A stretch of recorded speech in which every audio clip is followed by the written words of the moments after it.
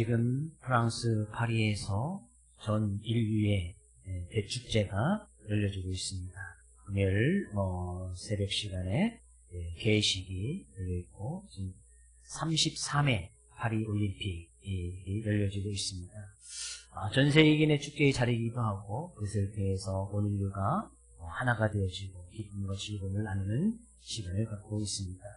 이번 대회에서는 206개국의 나라 가운데서 500명의 선수들이 참가해서 32개 종목 가운데 329개의 경기를 통하여서 경쟁을 벌이고 함께 나누고 즐거워하는 모습을 보게 됩니다.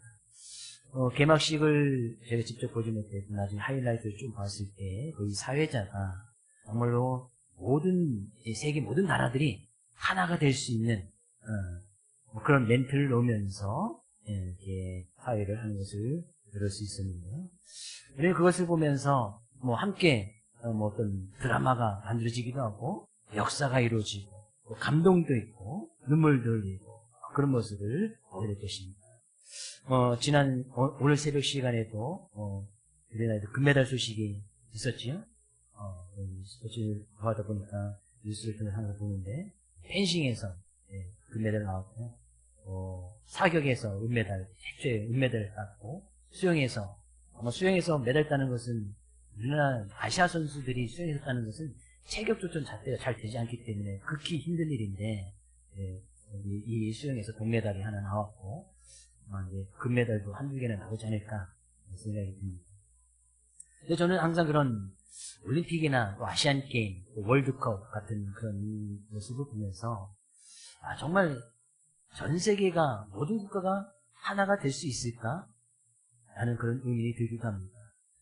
정말 2주 한 15일 정도 올림픽 그런 기간 통해서 모든 인류가 관심을 갖고 집중하고 하나가 되는 것처럼 보이지만 그 경기가 올림픽이 끝나고 나면 또 이제 서로 또 경쟁하죠.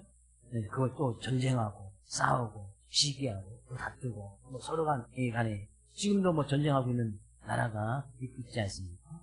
한 곳에서는 하나가 된다고 축제를 보여도 있지만 한 곳에는 요즘 이제 전쟁이 끊이지 않는 그런 모습을 볼 수가 있습니다. 아무리 사람들에게 감동을 주고 웃음을 주고 기쁨을 주고 눈물을 흘리는 그런 어떤 드라마 같은 일이 일어난다 할지라도 전 인류가 하나 되지는 못합니다. 왜? 그 사람이 변하지 않기 때문이에요.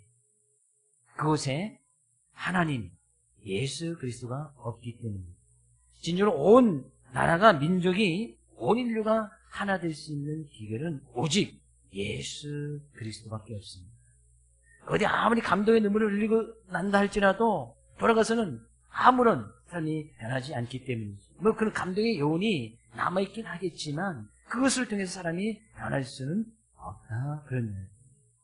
진정으로 우리의 삶 가운데서 크신 은혜와 사랑을 베푸시는 그 예수 그리스도께서 오늘도 은혜를 베풀어 주시고 또 우리에게 말씀을 주심으로 인해서 오늘 우리는 우리 자신의 모습을 되돌아보고 우리가 어떤 삶의 모습으로 살아나가야 될 것인지 말씀을 통해서 은혜를 나눌 수 있기를 원합니다. 오늘 본 말씀은 하나님께서 예레미야라는 선지자를 통해서 말씀하시는 것이고 그에게 직접 토기장이가 토기를 빚는 그런 모습을 직접 목격하게 하시면서 그들이 당시 이스라엘 백성들이 하나님의 백성들이 어떻게 살아나가야 될 것인가를 갖다 직접 말씀해주고 있는 장면 가운데 하나입니다. 하나님과 하나님의 백성들의 관계를 가장 잘 이야기하고 설명할 수 있는 비유가 성경에 많은 비유가 나오지만 저는 이 토기장이와 진흙만큼 하나님과 백성들의 관계를 잘 묘사한 비유도 없다고 생각이 되어집니다. 하나님께서 어느 날 예레미야 선지자를 불러서 말씀하십니다. 너는 일어나서 토기장의 집에 한번 가봐라. 하나님께서 말씀하십니다. 그 말씀을 들었던 이 예레미야는 하나님 앞에 어떤 이런 방구도 하지 않습니다. 그 이유를 묻지 않습니다. 하나님께서 말씀하셨으니까 그 말씀 그대로 토기장의 집에 딱 내려갔는데 마침 갔을 때에 이 토기장이가 농로로 일을 하고 있었다. 농로는 우리 문경지에서도 찻잔이나 그런 많은 장인들이 있지 않습니까? 어떤 이제 진흙을 가지고 돌판을 굴려가지고 거기서 흙을 빚는 그런 모습, 도자기나 흙을 빚는 모습, 그것이 이제 바로 농로인데, 당신 돌 2개를 있어가지고 밑에서 돌을 돌리면 위에 돌도 같이 맷돌처럼 이렇게 돌아가게끔 만들어 놔서 그래서 이제 흙을 빚는 그것을 갖다 이제 농로라고 이야기했습니다. 그것을 놓고 토기장이가 그 진흙을 가지고 그릇을 딱 만드는데, 그릇을 만들려고 하는 그것에서 이제 이 4절을 말씀보니까요, 진흙으로 만든 그 그릇이 토기장의 손에서 터짐에 그가 그것으로 자기 의견에 좋은 대로 다른 것을 만들더라. 그릇을 만들려고 나아가는데 그 그릇이 터져버렸단 말이죠. 그 그릇이 터졌다는 것은, 이 원래의 의미는 그 흙이 그 진흙을 가지고 토기장이가 기술이 없거나 어떤 이제 실력이 없어서가 아니라 그 진흙을 가지고 원래 그가 만들려고 했던 그 그릇의 모양을 가는데 그 진흙이 그런 성분이 갖춰져 있지 않았단 말이죠. 그러니까 그 진흙이 질이 좋지 않아서 자기가 원래 만들고자 했던 그런 그릇에 합당한 진흙이 되지 못했단 말이에요. 그래서 토기장의 그릇을 보고 이 진흙이 터졌으니 그러면 이 진흙에 맞는 그 진흙 성분에 맞는 다른 그릇을 빚었다는 얘기예요. 그런 모습을 예레미야에게 딱 보게 합니다. 그리고 나서 하나님께서 예레미야 선지자에게 말씀하십니다. 6절 말씀하세요. 여호와의 말씀이니라. 이스라엘 족속아, 이 토기장이가 하는 것 같이 내가 능히 너희에게 행하지 못하겠느냐. 하나님께서 충분히 하실 수 있다는 이야기죠. 토기장이가 그 진흙에 따라서, 진흙 성분에 따라서, 진흙 질에 따라서 이 진흙은 이런 그릇을 만들면 좋고 이런 진흙은 이런 그릇을 만들면 좋겠구나. 토기장이가 가장 잘 아는 거 아니겠습니까? 문경지역에서 나는 그런 흙은 찻잔에 맞는 그런 이 성분이 맞기 때문에 찻잔을 만드는 대부분의 어떤 장인들이 찻잔을 만들고, 또 여주나 이천 가면 거기서 이제 우리가 잘 아는 이제 도자기라든지 접시라든지 밥그릇, 국그릇 만드는 그런 진이 잘 나오기 때문에 그런 진을 가지고 그것을 만든단 말이에요. 진흙 성분의 차이가 천차만별입니다. 가장 잘하는 것은 토기장이에요. 그래서 그 토기장이가 원래 만들려고 했던 그런 그릇이 아닌 자기 의견에 좋은 대로 다른 그릇을 만드는 거예요. 하나님께서도 그렇게 하실 수 있다. 하나님께서 능히 그렇게 행하지 못하겠느냐. 이스라엘 족속아 진흙이 토기장의 손에 있음 같이 너희가 내 손에 있느니라. 이 진흙은 토기장의 손에 따라서 진흙이 다양한 그릇과 다양한 모습으로 나타낸단 말이에요. 과거와 마찬가지처럼 너희 백성들아 너희가 내 손에 있다. 사람들은 다 하나님의 손에 달려져 있다. 그런 얘기예요. 하나님과 사람들의 관계를 토기장이와 진흙의 비유로 말씀하시면서 하나님께 당시 이스라엘 백성들에게 말씀하는 거예요.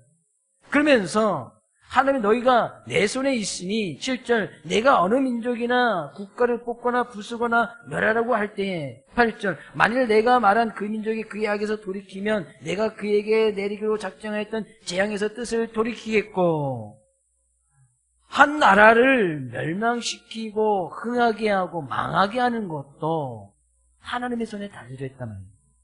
아무리 하나님에 의해서 선택받은 이스라엘 백성이라 한다 할지라도 하나님께서 뜻을 돌이키시면 토기장이가 다른 것을 만들었듯이 그 나라도 뽑거나 망하게 하거나 할 수 있다는, 그것은 토기장이의 권한처럼 한 나라를 망하게 하고 흥하게 하고 한 사람을 세우고 버려지는 것은 하나님의 고유한 권한이라는 겁니다.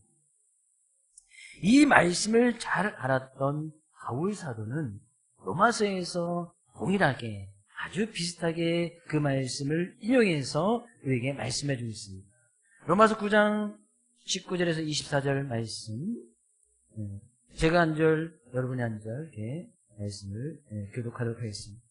혹 내가 내게 말하기를 그러면 하나님이 어찌하여 허물하시느냐 누가 그 뜻을 대적하느냐 하리니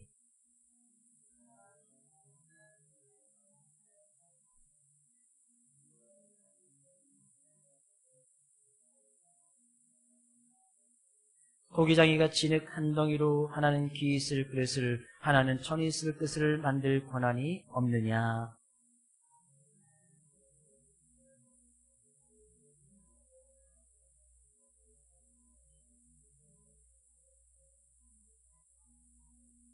또한 영광 받기로 예비하신 바 긍휼의 그릇에 대하여 그 영광의 풍성함을 알게 하고자 하셨을지라도 무슨 말을 하리요.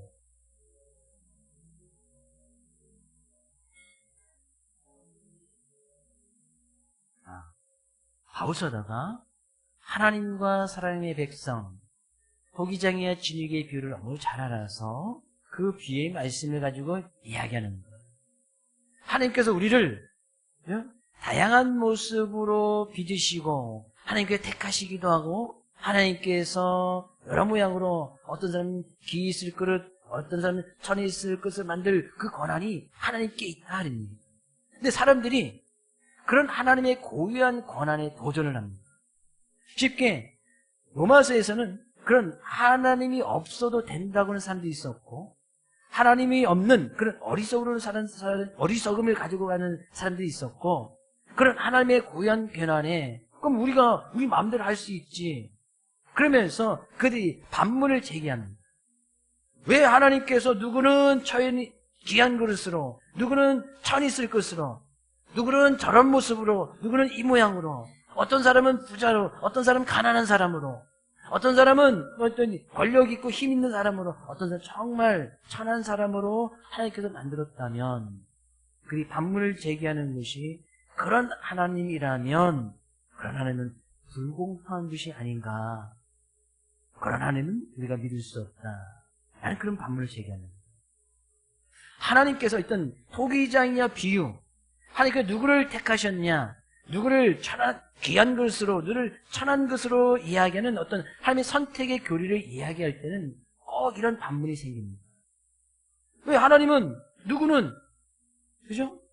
천한 그릇으로 누구는 귀한 그릇으로 사람들은 다 귀한 것으로 다 쓰임받기로 그런 그릇으로 만들어지기 원하는데 왜 하나님께서 그렇게 만드셨냐 그랬는데 그런 하나님은 불공평하신 분이 아닌가 이런 반문이 생기게 되어지고 또 하나는 그런 하나님이라면 로마서에서도 바울서다가 이야기했듯이 누구는 긍휼의 그릇 하나님께서 계속해서 긍휼히 여기시고 불쌍히 여기셔서 그를 통해서 영광 받기를 원하시고 어떤 누구는 장차 심판의 날에 하나님께서 심판하실 심판의 그릇 진노의 그릇으로 만드셨다면 그런 하나님은 불의없는 것이 아니냐 하나님은 불공평하고 하나님은 불합리하다는 그런 하나님을 우리는 믿을 수 없다라는 그런 반론들이 당시에 생기게 되시는 거예요. 근데 잘 생각해보면 토기장이와 진흙에 있으면 진흙이 토기장이한테 요구하지 않습니다. 나를 귀히 쓸 수 있는 금그릇으로 만들어 주십시오. 부잣집에서 사용할 수 있는 아주 가치 있고 우리가 이 문경에서도 찻잔 아주 중요한 장인들 만들면은 수백만 원씩도 하고 있지 않습니까? 수천만 원 넘어가는 그릇도 있더라고요. 찻잔 이렇게 세트에. 근데 누가 한가는 그걸 또 사가더라고요. 찻잔 세트에 막 1,000만 원씩 넘어가는데 이게 사가는 거예요. 근데 그런 그릇을 누군가 다 원한단 말이지. 그릇된 입장에서 보면. 근데 왜 누구는 자음에 천일 수 있는 개밥그릇 같은 그런 그릇으로 만들면 누가 개밥그릇으로 만드는 그런 그릇으로 만들어지기를 누가 원하겠느냐는 얘기죠. 근데 진흙이 그렇게 요구할 수 없단 말이에요. 그것은 고유한 하나님의 권한이에요. 그 권한의 문제를 이야기하는 그 자체가 하나님에 대한 도전이고 교만이라는 것이에요. 진흙이 토기장이가 자기가 원하는 뜻대로 자기가 알고 싶은 그 진흙의 성분에 따라서 이렇게 만드는 것은 토기장의 고유의 권한이지 이 진흙이 나 이런 그릇 만들어 주십시오. 나 이런 그릇 만들어 주십시오. 요구해서 토기장이가 그렇게 진흙을 가지고 만드는 것이 아니란 말이에요.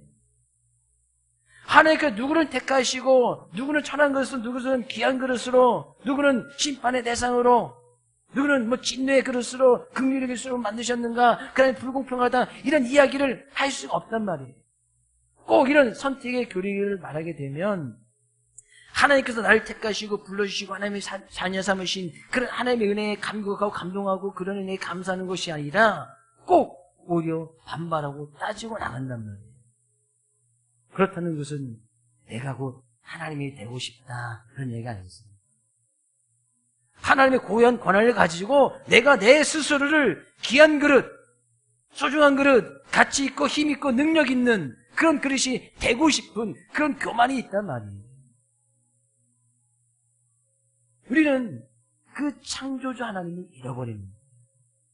전지전능하신 하나님의 늘 그 권한에 도전하고 내가 하나님이 되고 싶어 하니까 나를 택하여 주시고 불러주시고 하나님의 자녀 삼아주신 그런 하나님의 감격하고 감사할 것이 아니라 그런 하나님의 고유한 권한에 도전하면서 그런 하나님이 필요 없다, 하나님이 없다 라고 반문하고 따져나가는 그런 모습이 있었단 말이에요. 그것은 우리의 권한이 아닙니다. 우리가 알 수 없잖아요.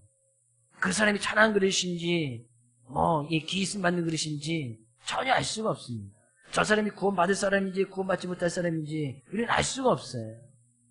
우리는 이미 하나님의 선택된 백성으로 지금 그런 하나님의 은혜 가운데 이 시간도 하나님 앞에 나와서 찬양하고 그런 하나님의 말씀을 듣고 그런 하나님을 경외하고 나갈 수 있는 그 자체만으로 감사하고 감격하고 그런 은혜에 우리가 하나님께 영광을 돌려야 될 것이지, 왜 누구는 구원해주지 않습니까? 왜 나는 구원해주는데 저 사람은 구원해주지 않습니까? 따질 이유가 없단 말이에요. 우리 그것을 알 수도 없고.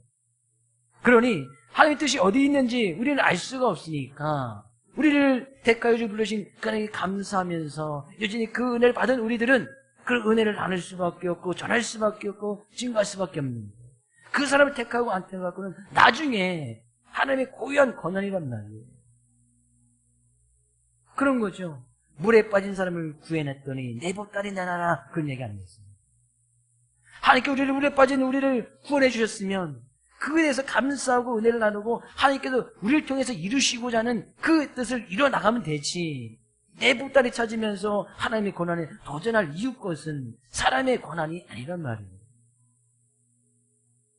그런 하나님의 선택은 하나님의 사랑인 것을 우리가 분명히 알아야 됩니다. 하나님의 은혜와 사랑이 나의 삶 가운데 임하고 있기 때문에 하나님께 우리를 택하시고 불러주시고 이 시간에 우리 그런 하나님을 예비할 수 있는 그것이 하나님의 사랑인 것을 분명히 알아라 그런 얘기예요. 지금 하나님께서 예레미야 선지자를 통해서 그런 모습을 보게 하고 이스라엘 백성들 가서 지금 이야기하라고 있는 거 아니겠습니까? 너희들 왜 지금 하나님 없이 하나님의 말씀 없이 살아가느냐. 지금 그들에게 지금 이야기하고 있는 것이 뭐예요? 다시 너희들이 그의 악에서 돌이키면 내가 그에게로 내리기로 생각했던 재앙에서 뜻을 돌이키겠고, 근데 여전히 지금 악을 저지르고 있고 하나님 없이 살아가고, 그들에게 당시에 예레미야 선지자 때도 수많은 제사 예배를 드렸지만 이사야 선지자와 똑같이 형식적인 예배만 드리고 있고 그들의 삶의 모습 가운데 진정 하나님 없이 살아가는 그들을 통해서 다시 돌이키라고 이야기하고 있는 거 아니겠습니까?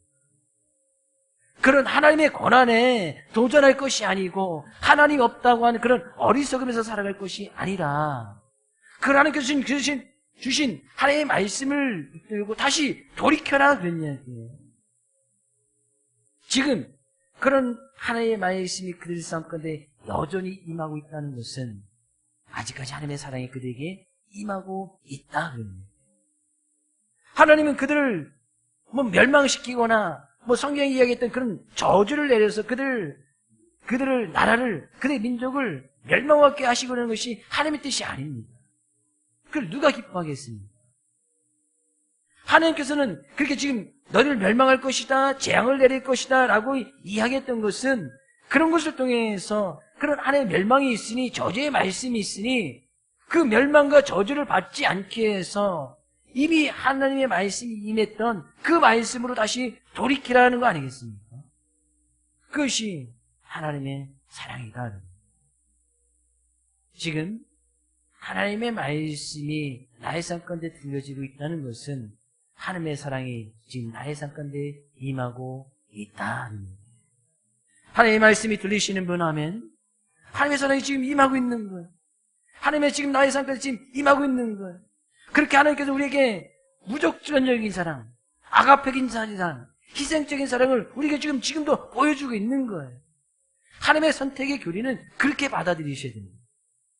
하나님께 나를 왜 택하셨나? 하나님께 나를 왜 백성 삼으셨나? 그것이 너무나 감사하고 감격하여서 그 하나님께 주신 그 말씀을 두고 살아가니까 날마다 고백하고 나아가는 하나님의 사랑을 깨달아야 되는 것이 하나님의 선택의 교리다. 나를 왜 이 모양으로 이 처지로 만드셨는가? 신세한탄하고 그런 하나님이라면 불공평한 하나님, 불합리한 하나님으로 난 그런 하나님 믿지 못하겠다가 아니라, 그럼에도 불구하고 나를 그 가운데서 건져주신, 죄악 가운데서 세상 가운데서 우리를 건져주신 그런 하나님의 은혜에 감사함으로 나가야 된다는 거예요. 그래서 하나님께서 예레미야 선지자를 통해서 이스라엘 백성들에게 다시 돌이켜서 그런 하나님의 말씀을 붙들라라고 이야기하는 거 아니겠어요? 그래, 악행 가운데서 돌이키라고 이야기하는 거 아니겠습니까? 그러면서 11절 말씀 이렇게 이야기합니다. 본문 11절 말씀 같이 읽어보겠습니다. 그러므로 이제 너는 유다 사람들과 예루살렘 주민들에게 말하여 이르기를, 여호와의 말씀에 보라, 내가 너희에게 재앙을 내리며 계책을 세워 너희를 치료하노니 너희는 각기 악한 길에서 돌이키며 너희의 길과 행위를 아름답게 하라 하셨다 하라. 하나님께서 예레미야 선지자에게 이스라엘 백성들에 가서 이렇게 이야기하라는 거예요. 그래서 예레미야 선지자가 그들에게 이야기합니다. 하나님께서 말씀하셨습니다. 보십시오. 이미 성경에 이야기했던 것처럼 하나님께서 우리에게 재앙을 내리기로 지금 계획을 세우고 있으니 우리를 하나님께서 치료하려고 하고 있으니까, 하나님께서 우리를 저주하려고 하고 있으니까 우리가 지금 왜 악한 길에서 돌이켜서 우리의 길과 행위를 아름답게 합시다. 우리가 악행하는 모습을 보고 하나님께서 우리를 지금 저주하고 멸망하기를 하나님께 지금 계획을 세우고 있으니까 그런 하나님의 계획이 이루어지기 전에 우리의 길과 행위를 돌이킵시다. 그런 인생을 아름답게 하라. 아름다운 인생이라고 이야기를 합니다. 그들이 이미 하나님의 말씀에 보라, 이미 하나님의 말씀이 그들에게 임해 있었단 말이죠. 그전에도 그렇게 말씀하고 있었단 말이죠. 그러니 우리는 그 말씀 받아서 우리가 악한 길에서 좀 돌이킵시다. 잘못된 길에서 돌이킵시다. 우리의 생각을 돌이킵시다. 우리의 뜻을 좀 돌이킵시다. 그것을 그들의 인생을 아름답게 하는 것이라고 이야기를 하고 있다는 거예요. 그럼 아름다운 인생, 우리의 삶을 정말 아름답게 꾸미는 것은 뭡니까? 하나님의 말씀을 통해서 우리가 행해나 악한 길, 하나님의 말씀을 지키지 못한 부분이 있다면 그 가운데서 돌이키는 것이 아름다운 인생이다. 저는 우리 사랑하는 모든 성도님들이 정말 아름다운 인생 살아가기를 주의 이름으로 축복드립니다. 백인 성도님에게 성도님을 보니 정말 아름답습니다. 왜요? 주의 말씀을 따라 이 시간에도 주님의 전을 찾아 하나님을 예배하고 찬양하는 그 모습이 아름다운 인생 아니겠습니까? 하나의 말씀대로, 오늘 본 말씀, 짧은 말씀 보십시오. 하나님께서 예레미야 선지자에게 이야기합니다. 너 토기장의 집으로 내려가. 예레미야가 어떤 질문도 하지 않습니다. 왜 내가 내려가야 됩니까? 아, 날씨도 더운데, 힘든데. 내가 굳이 거기 가서 뭘 봐야 됩니까? 가서 뜻하고 한 이유가 뭡니까? 어떤 이유도 묻지 않아요. 하나님께 내려가. 내려갑니다. 말씀 잘 봐. 하나님 말씀을 듣고서 가서 이스라엘 백성들에게 그리고 전해. 이야기하니까 그 말씀을 듣고 예레미야가 이스라엘 백성에 그대로 전합니다. 그 말씀을 증거하면 어떻게 될 줄 알고요. 심지어 그 뒤편에는 이스라엘 백성들이 그 이야기를 듣고 예레미야를 죽이려고 계획까지 합니다. 그렇게 바른 말을 하면, 돌이키라고 하면 분명히 이 백성들이 어떻게 나올지를 예레미야도 알고 있었을 거예요. 그래서 그렇게 이야기를 하니까 그 말씀 그대로 이스라엘 백성들이 꾀를 내어서 어떻게 하면 이 예레미야 선지자를 우리가 가운데서 끊어버릴 수 있을까, 죽일 수 있을까 계략을 하고 예레미야를 죽이려고까지 했다니까요. 그들이 하나님의 말씀을 전혀 들키지 않는 거예요. 말씀대로 행하지 않는 거예요. 하나님의 말씀이 전혀 들리지 않는 거예요. 그들이 이스라엘 백성들이 이렇게 이야기합니다. 12절. 그러나 그들이 말하기를 이는 헛되니 우리는 우리의 계획대로 행하며 우리는 우리의 각기 약한 마음이 완악한 대로 행하리라 하느니라. 예레미야 선지자가 그렇게 분명히 이야기했는데 이스라엘 백성들이 이렇게 얘기하는 거예요. 야, 그건 다 헛된 거다. 그렇지 않다는 거예요. 하나님 토기장애가 아니라는 거예요. 우리는 진익이 아니라는 거예요. 그것은 다 헛되니 우리가 계획했던 대로, 우리가 원래 계획했던 대로 하나님 없이도 잘 살아왔는데 그렇게 살아가겠다는 거예요. 하나님 말씀 없이도 살아왔는데 그렇게 하겠다는 거예요. 그러게 그런 악한 마음을 가진 그 모습 그대로 우리가 이 마음 가지고 그대로 살아가겠다. 이스라엘 백성들이 이야기합니다. 그래서 이스라엘 백성들이 여전히 하나님 앞에서 그런 가증한 일을, 악한 일을 그대로 계속해 나가는 거예요. 예레미야 선지자는 또 이야기하죠. 그러니까 이스라엘 백성이 듣기 싫으니까 예레미야를 죽이려고까지 하는 거예요. 자꾸 악행하는 그들에게 뜻을 도리시키십시오. 하나님의 저주가 임할 것입니다. 하나님께서 우리 나라를 멸망할 것이랍니다. 우리 그 말 안 들을 거야. 근데 또 찾아가서 이야기하니까 그럼 그 예레미야 아예 말을 하지 못하도록 그 유리 깨를 내어서 예레미야 선지자를 쫓아내고 죽일까? 하나님의 말씀 앞에 전혀 그들이 깨달음이 없고 돌이키려고 하지 않습니다. 이미 어쩌면 그들에겐 하나님의 심판이 지금 이미 임하고 있는 거예요. 그 말씀을 듣지 않았던 그들은 얼굴이 성경에 이스라엘 백성들이 멸망했던 것을 너무나 잘 알고 있지 않습니까? 한 그들 멸망시키려고 싶어서 멸망시킨 것이 아니라 그들이 멸망받을 수밖에 없는 그런 완악한 마음을 가지고 있었단 말이에요. 근데 그들의 심판이 임한 그것도 어떻게 보면 그것을 통해서 하나님께서 깨닫게 하시니 여러분 나라가 멸망하고 나니까 그들이 깨닫는 거 아니겠어요? 그때 하나님께서 이렇게 말씀하셨는데 우리 나라가 멸망했구나. 그 가운데서 뜻을 돌이키는 사람들이 그때서야 이제 생경이 납니다. 그때서 이제 생겨나는 거예요. 그래서 그들이 또 그렇게 하나님의 뜻을 붙들고 나가겠다는 사람들이 모여서 또 다시 하나님을 자꾸 부르시지 못해서 다시 하나님 그들을 회복시키는 그런 은혜를 하나님께서 허락해 주십니다. 그들이 이야기하죠. 하나님의 심판은 이미 그들에게 임하고 있었어요. 어떻게 해요? 그들이 우리의 계획대로 행하고 우리의 각기 악한 마음이 완악한 대로 그대로 행할 것이다 라고 했던 것은 그들이 하나님의 말씀을 듣지만 그냥 그 모습 그대로 그냥 살아가겠다 그런 얘기예요. 로마서 1장 28절 29절 말씀 같습니다. 하나님의 심판은 이런 겁니다. 같이 읽어보겠습니다. 또한 그들이 마음에 하나님 되기를 싫어하며 하나님께서 그들을 그 상실한 마음대로 내버려 두사 합당하지 못한 일을 하게 하셨으니 곧 모든 불의, 주와 탐욕, 악이 가득한 자요, 시기, 살인, 분쟁, 사기, 악독이 가득한 자요, 수근수근하는 자요, 그 뒤는 비방하고 하나님 미워하고 교만하고 자랑하고 우매하고 어리석은 일, 그런 일을 쭉 기록하고 있습니다. 어떻게 해요? 그들이 마음에 하나님 두기를 싫어하며 하나님의 말씀을 전혀 들으려고 하지 않았단 말이죠. 예레미야 선지를 통해서 하나님께 말씀 주시고 계속 말씀을 주셨는데 그들이 돌이키려고 하지 않았단 말이에요. 자기의 계획한 들, 자기 뜻, 생각이 이것이 맞으니까 자기가 계획한 것이 맞으니까 하나님의 말씀이 임해도 그 계획을 바꾸지 않겠다는 거예요. 그러니까 자기가 생각했던 대로 왜? 이제까지 그렇게도 잘 살았으니까.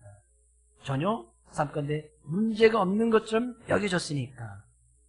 때로는 성공도 하고 사람들에게 인정도 받고 힘도 생기고 재물도 생겼으니까 그 계획과 뜻을 돌이키지 않는 거예요. 그것이 마치 잘 사는 것처럼 여겨졌단 말이에요. 그러니까 돌이키지 않는 거예요. 자기가 계획했는데도 그냥 그대로 행하고 자기의 그것이 악한 마음인 줄도 모르고 하나님 없는 인생이 악한 마음인 줄도 모르고 그들이 돌이키지 아니하고 완악한 대로 행하였다. 하나님의 심판은 그들이 완악한 마음을 가진 그대로 그냥 내버려 두는 거. 이 하나님의 심판의 시작이에요. 그러니까 내버려 두는 거. 하나님께서 버리신 것이 아니에요. 제가 이 볼펜은 제 요소유죠. 제 겁니다. 이게 내 거 아니야. 이렇게 딱 이건 버리는 거잖아요. 이건 버리는 거예요.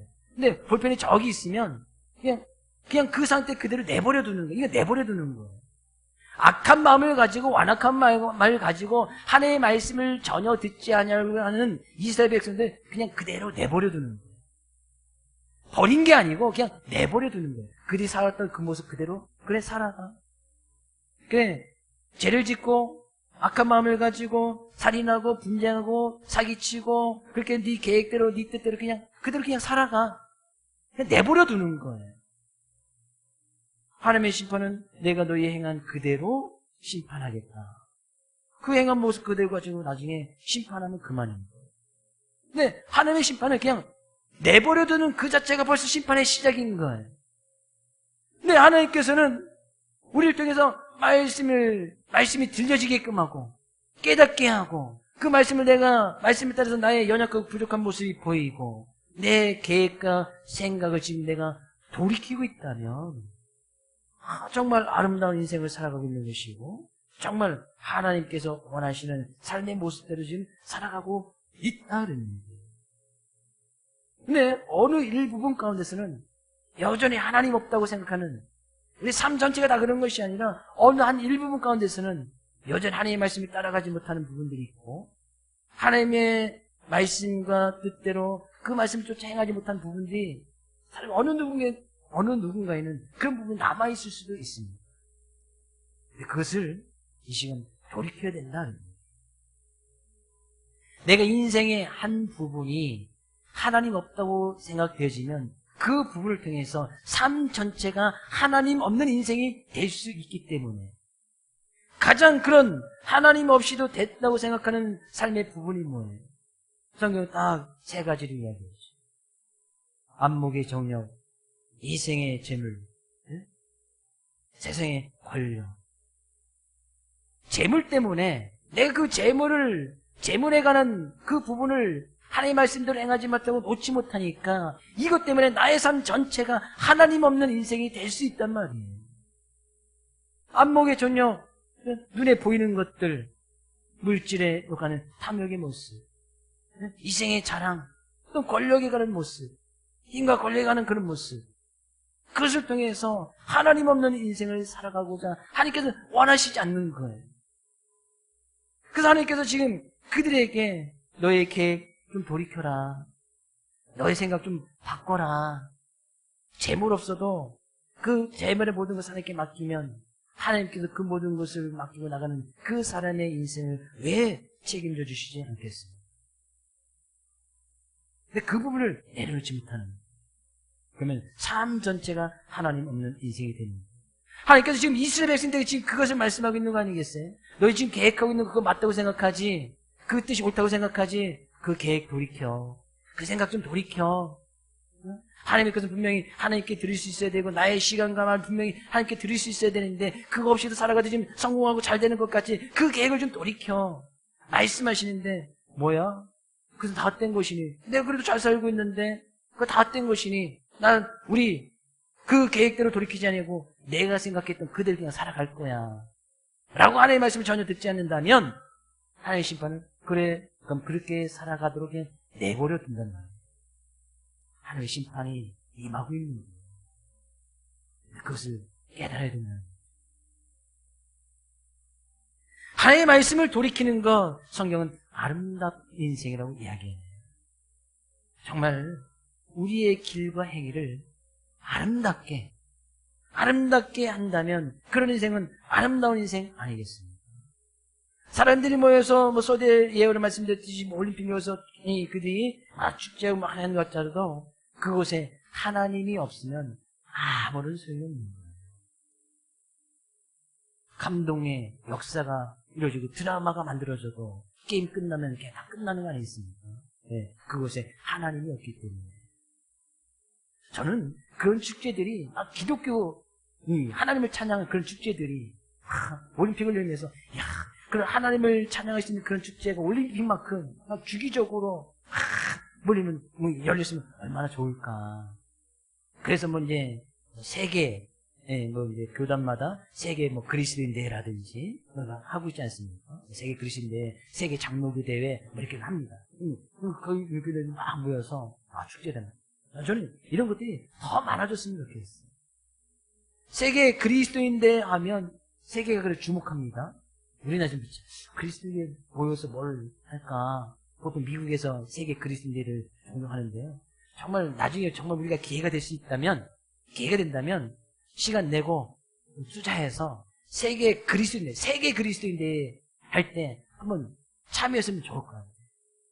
저도 이제 몇 해 전에 있어가지고 참여하고 싶은 마음이 하고 싶었는데 그때 몇 분의 목사님이 모집을 하더라고요. 시간도 한 2주 이상 빼야 되고 오고 가는 데도 있고 경비도 문제도 있고 해서 좀 힘들겠다 했는데 갔다 오신 몇 분이 계시는데 세계 그리스도인데 전국에 있는데 이제 그리스도에 있는 다 모이지 못하겠지만 모여서 축제하고 찬양하고 막 예배하고 뭐 하는데 정말 아름다운 모습이 아니었어요. 이번 한 주간 아름다운 인생 살아가기를 주를 축복을 드립니다.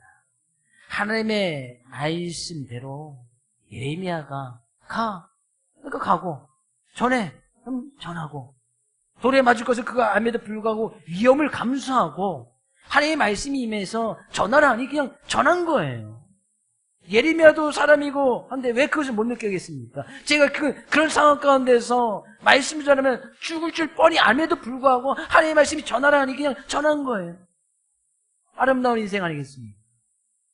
하나님의 뜻이 말씀이 임하면 깨달아지는 대로 그냥 말씀 그대로 그냥 가라면 가고 하라면 하고 어떤 위험과 나의 삶과 환경과 여건이 그렇게 하지 못하는 삶의 환경 여건이 있는다 할지라도 좀 하나님의 말씀 그대로 행하면 하나님께서 그들의 인생을 아름답게 귀하게 소중하게 정말 가치 있고 아름다운 인생으로 이끌어 줄 믿습니다. 한 주간 그런 삶의 모습으로 살아가는 우리 사랑하는 모든 성도님 될 수 있기를 주의 이름으로 축복을 드립니다.